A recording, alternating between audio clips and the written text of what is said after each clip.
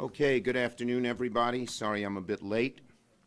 Now, in the entire history of our country, Americans have never seen an In the entire history of our country, Americans have never seen a president of the United States support an adversary the way President Trump has supported President Putin. For the President of the United States to side with President Putin against American law enforcement, American defense officials, American intelligence agencies, is thoughtless, it's dangerous, it's weak. The President is putting himself over our country. Starting with the President's trip to NATO, ending with his shameful performance at today's press conference, President Trump has strengthened our adversaries while weakening our defenses and those of our allies. A single ominous question now hangs over the White House. What could possibly cause President Trump to put the interests of Russia over those of the United States? Millions of Americans will continue to wonder if the only possible explanation for this dangerous behavior is the possibility that President Putin holds damaging information over President Trump.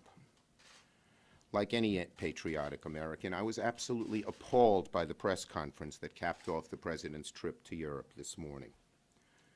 I didn't think it could get worse than his performance at the NATO summit, but it sure did. In just the last week alone, the President attacked our closest allies in NATO, calling the European Union a foe, meddled in the domestic affairs of an ally by undermining the Prime Minister of the United Kingdom, and that was all before he held a summit and downright shameful press conference with the man who directed the interference in our 2016 elections and, according to all reports, continues to try and do so today. At every step along the way, the President is kneecapping our allies and offering a helping hand to our adversaries. When it comes to the interference in our 2016 elections, the President has managed to point his finger at just about everybody except the culprit. It's inexplicable. Or maybe it's not. President Trump has blamed Secretary Clinton. He's blamed the DNC. He's blamed the FBI. He said that, quote, both countries are responsible for the state of relations between the United States and Russia. The one person he hasn't blamed is the person he stood shoulder to shoulder with this morning, Vladimir Putin. On Friday, Rod Rosenstein and Bob Mueller handed President Trump the evidence that President Putin had requested. The 29-page indictment is a document of unparalleled work and is exactly what the President needed to stand up to Mr. Putin. He should have marched in, put the indictment on the table, and demanded justice. Rather than taking the opportunity to confront Putin, rather than taking the opportunity to demand that Putin hand over the named Russian intelligence agents indicted last week, the President sided with Vladimir Putin's denial over the unanimous conclusion of the United States intelligence community. He took the word of the KGB over the men and women of the CIA. Rather than placing blame for what happened in 2016 on Russia where it belongs, the President had the gall to blame both countries for the troubled relationship. The President put what's best for him over what's best for the security and well-being of the United States. The question now looms: what, if anything, will Congress do in response to this awful trip? Where are our Republican colleagues? Where are the Republicans who roared approval when Reagan told Gorbachev to tear down the wall? Where are the Republicans who demanded a strong response when Putin annexed Crimea? Where are the Republicans who know in their heart the President is giving away the store to Vladimir Putin? Now is the time for our Republican colleagues to join us, bipartisan, and stand up. If we wait much longer, our global alliances will fracture. The institutions that America created in the wake of World War II will crumble. Our allies will consider abandoning us, possibly for China and others, and Putin's Russia will emerge stronger for it. That's what he wants, and that's what President Trump inexplicably is helping him do. Our Republican colleagues can take steps right now to push back against this slippery slope the President has put us on. Speaker Ryan today said nice things, but talk is not enough. We need action, bipartisan, strong action. And we need our Republican colleagues to stand up for the good of this country. I am asking our Republican colleagues to do 4 things.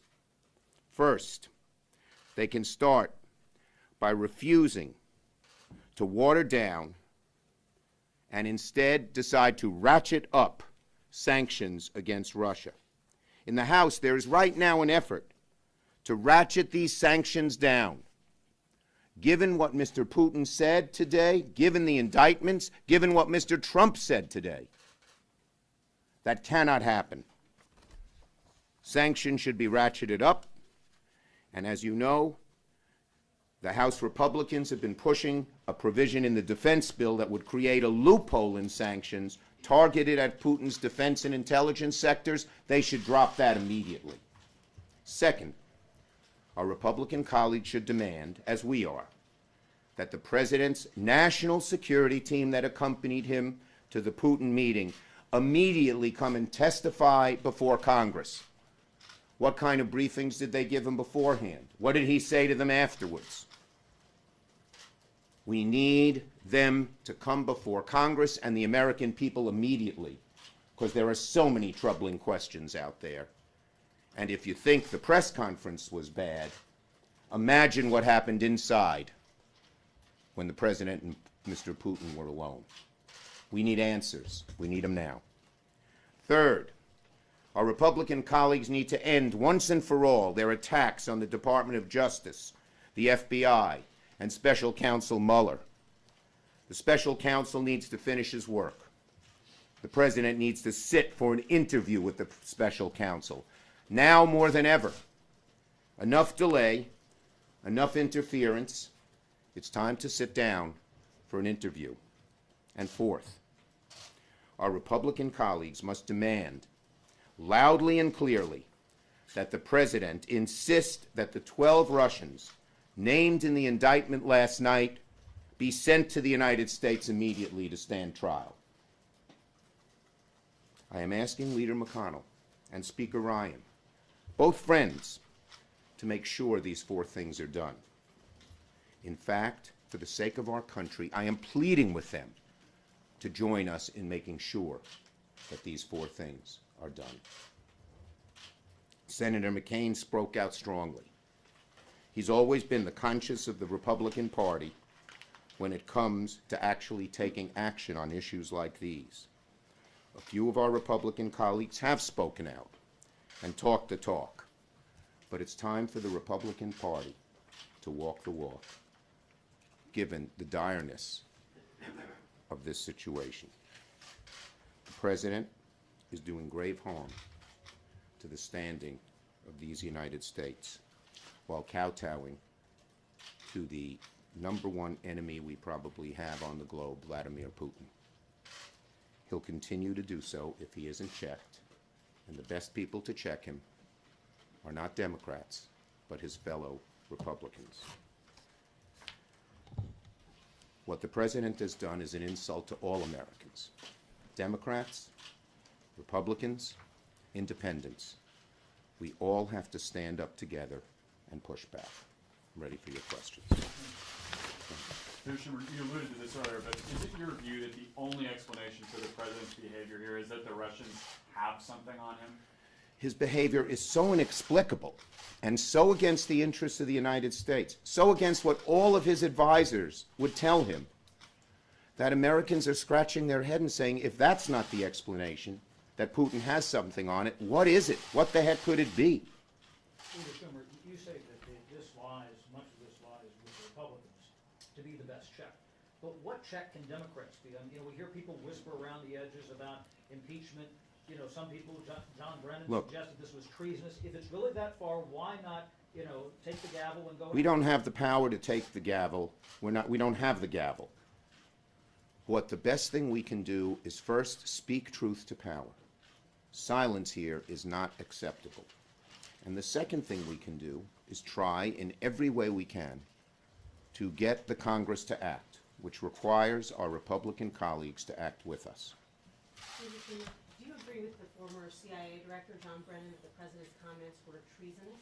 Look, I'll let people use descriptions they see fit. What the president did, side with our number one enemy, who is attacking the United States daily in a variety of ways, and belittling, kneecapping our allies, is just appalling and demands some kind of explanation other than it's self-serving of the president. But do you think it amounts to high crimes That's against it. leaders? Dean Schumer, in the wake of the press conference and the meeting, what's your sense of A, what the president might have gotten out of this, and B, what President Putin might have gotten in the wake of that? Well, you know, when you just looked at the press conference, President Putin was the real victor. He got almost everything he wanted. I don't know a single thing that the United States would get that we wanted. Okay. Thank you, everybody. Thank you.